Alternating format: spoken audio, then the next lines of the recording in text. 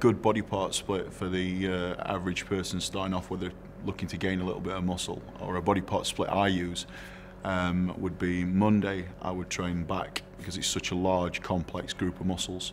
Tuesday I would do chest and biceps. Wednesday I would treat as a rest day.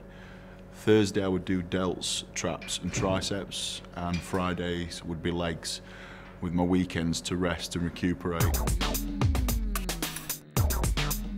For back, I would tend to use a width movement, a thickness movement, and then either a detail movement or a power movement. For example, for the width movement, I would do chin-ups.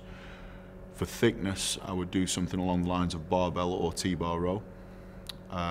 For detail would be sort of a cable row movement, an isolation movement, and I would add occasionally to that, once every second week, I would do a powerlifting movement such as deadlifts. And for chest and biceps, I would go for an incline movement first, because I always think that the incline, the upper part of the chest, is always harder to develop on bodybuilding for most men. So I would go for an incline press, flat presses after that, incline or flat fly. One week I would do incline fly, the next week I would do a flat fly movement, and then an isolation movement, either cable crossovers or pec deck fly. Biceps, for me it's a short, sharp blast, which would be barbell curl, concentration curl and preacher curl. I mean, there are lots of variations that you can do for arms, but at the end of the day, all you're trying to do is close your wrist up to your shoulder. You can change the angle, but all movements are very, very similar. The rest day, Wednesdays and Saturdays and Sundays are important in the off season. That's when your body's going to grow. So on those days, maybe a little bit of cardio activity if you want to maintain a lean condition, but rest days are rest days. Stay out of the gym. I would start for delts with a military press, whether that be dumbbell or barbell.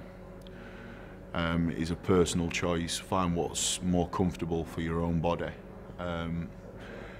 but that's going to develop your overall deltoid mass. Then I would move to something like side laterals for width, and a rear deltoid movement like bent laterals for overall thickness. If you felt that your front delts were a little bit behind, you could do something like a couple of sets of front raises right at the end of the routine. But for me, bench pressing, dips and things like that give you enough stimulation to get your front deltoids anyway.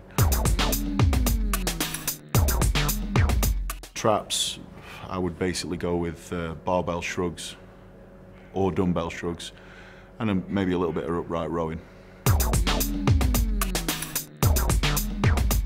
Triceps for me is skull crushers,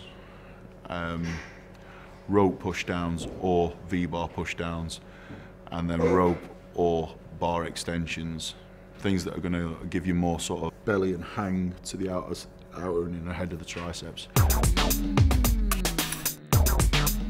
Fridays is the day of death for me. It's leg day.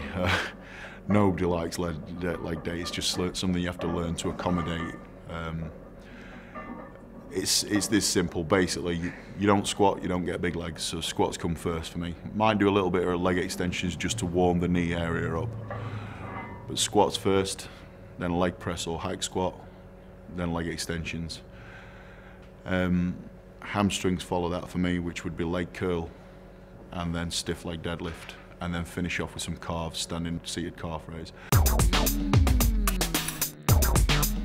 The biggest advice I can give to people with training is to learn what works for your body. Knowledge is power. Learn as much as you can from magazines, books, and then adapt that to what suits your body. If you're not feeling a muscle that you should be for a certain exercise, don't be afraid to change it. It's a case of trial and error, and I think the more successful bodybuilders are the guys that learn what works for their body.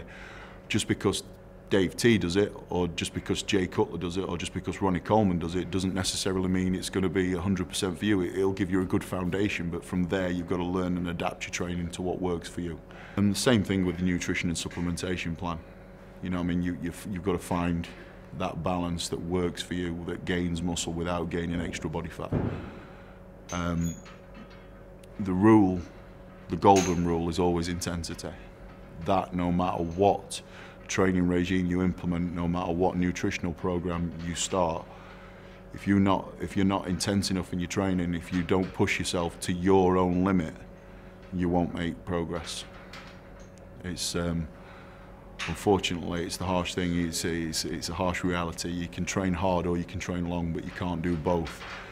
So you've got to push yourself to your limit, break down the muscle tissue, get home, eat and recuperate, ready for the next session. And I mean, basically that's a good foundation to start with. You know what I mean? A good body part split, plenty of rest, and an intense training regime. And that's, I think that sort of pretty much covers all the bases that you need to start off with. From there, you'll be educating yourself, and a few years down the line, no doubt you'll be telling me how to go.